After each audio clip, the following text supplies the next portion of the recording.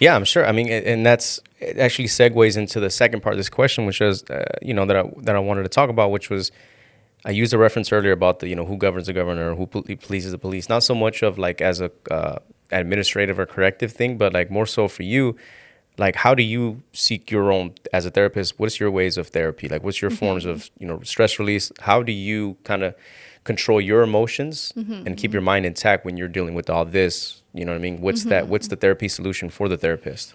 Well, therapy for Yeah. one, definitely. Yeah. I definitely have my own therapist, and a ton of my colleagues see a therapist as well. And I think that for me, that's a part of just really believing in the process and having a place where you can be vulnerable and work on yourself still, because you're constantly growing within this field. Yeah. Aside from that, I think what I have said before is, self-care. So just the things I spout off to my clients, I try to do myself.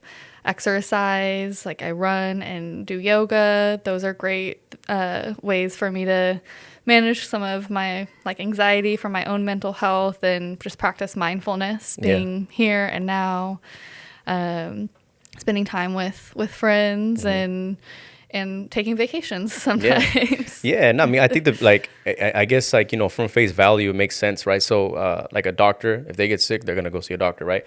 And someone in the ER, I guess in the nursing field or just health in general, if they get sick, they're gonna go see a doctor, so whatever. So I guess like I said, from face value, it makes sense, but a lot of people might have not known that, might have not known that you can go see therapy. As simple as we may think it is, a lot of people might not know that you are practicing what you preach, but also you're raw human at the end of the day, right? So everybody has emotions, everybody has problems, and everybody has different ways of coping through them. So that's why I asked that, because there's general curiosity on it, but two, also just kind of reassurance for people to hear too, that you're just because you are a therapist, just because you talk with a bunch of people and you kind of you're there to guide and help. You are a person yourself. You like to have fun. You like to go on trips. What I mean? You are human at the end of the day too. So that's why I wanted to ask that, and to kind of reassure people that you are a person too. Because I think a lot of people might get